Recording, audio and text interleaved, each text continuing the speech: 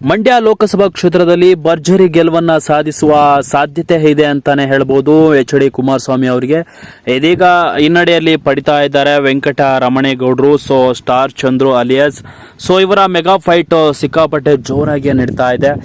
ಮಂಡ್ಯ ಲೋಕಸಭಾ ಕ್ಷೇತ್ರದ ಒಂದು ಚುನಾವಣೆ ಸಂದರ್ಭದ ಒಂದು ವಿಚಾರಕ್ಕೆ ಬರುವುದಾದ್ರೆ, ಇದೀಗ ಭರ್ಜರಿ 1 ಲಕ್ಷದ ಅಧಿಕ ಮತಗಳ ಅಂತರದಿಂದ ಈಗ ಎಚ್.ಡಿ. ಕುಮಾರಸ್ವಾಮಿ ಅವರು ಮುನ್ನುಗ್ತಾ ಇದ್ದಾರೆ. ಸದ್ಯ ಇದೀಗ ಬಿಜೆಪಿ ಮೈತ್ರಿ ಸರ್ಕಾರದಂತಹ 3 ಕೋಲಾರ, ಮಂಡ್ಯ ಹಾಗೂ ಹಾಸನ, ಇದರಲ್ಲಿ 3 ಕೂಡ ಒಂದು JDS ತನ್ನ ಸ್ಥಾನವನ್ನ ಗಳಿಸ್ಕೊಳ್ತಾ ಅಂತ ಕಾದ್ ನೋಡ್ಬೇಕು.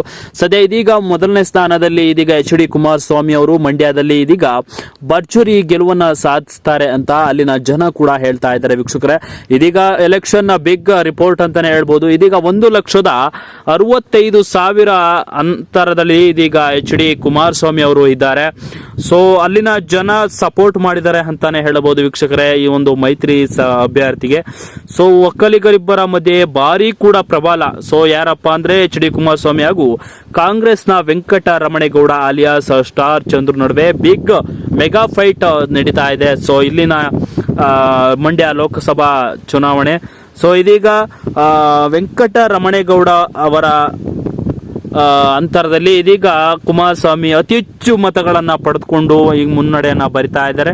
ಸದ್ಯ ಇನ್ನೇನು ಕೆಲವೇ ಕ್ಷಣಗಳಲ್ಲಿ ಇದೀಗ ಗೆಲುವು ಯಾರದು ಎಂಬುದು ಗೊತ್ತಾಗುತ್ತೆ ವೀಕ್ಷಕರೇ.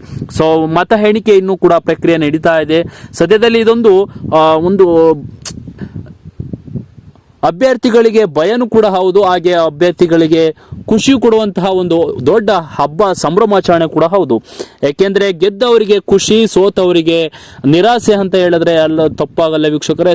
ಎಲ್ಲ ಅಭ್ಯರ್ಥಿಗಳು ತನ್ನದೇ ಆದಂತ ರೀತಿಯಲ್ಲಿ ಒಂದು ಸಪೋರ್ಟ್ ಅನ್ನ ನೀಡಿರ್ತಾರೆ. ಅದೇ ರೀತಿಯಲ್ಲಿ ಕಷ್ಟವನ್ನ ಪಟ್ಟಿರ್ತಾರೆ ಅಂತ ಹೇಳಿದ್ರೆ ತಪ್ಪಾಗ್ಲಾರ್ದು. ಅದೇ ರೀತಿಯಾಗಿ ಇವತ್ತು ಎಚ್.ಡಿ. ಮಾಜಿ ಕುಮಾರಸ್ವಾಮಿ ಅವರು ಕೂಡ ಇದೀಗ ಮುನ್ನಡೆಯನ್ನ ಬರೆದಿದ್ದು ಗೆಲುವು ಖಚಿತ ಅಂತಾನೆ ಕೂಡ ನಾವು ಭಾವಿಸಬಹುದು. ಮುಂದಿನ ದಿನಗಳಲ್ಲಿ 1-2-3 ಗಂಟೆಗಳ ನಂತರ ನೋಡೋಣ ಯಾರು ಮುನ್ನಡೆಯನ್ನ ಪಡಿತಾರೆ, ಯಾರು ಗೆಲ್ತಾರೆ ಅಂತ. ಸದ್ಯ ಇದೀಗ ಎಚ್.ಡಿ. ಕುಮಾರಸ್ವಾಮಿ ಅವರು ಸದ್ಯ ಮುಂದೆ ನುಗ್ಗಿರುವಂತದ್ದು. ನೋಡೋಣ ಮುಂದಿನ ವಿಡಿಯೋಗಳಲ್ಲಿ. ಸದ್ಯ ಇದರ ಬಗ್ಗೆ ನಿಮ್ಮ ಅನಿಸಿಕೆಗಳನ್ನು ತಿಳಿಸಿ ಅಂತ ಹೇಳ್ತಾ ವಿಡಿಯೋನ ಮುಗಿಸ್ತಾ ಇದ್ದೀನಿ ವೀಕ್ಷಕರೇ. Thank you.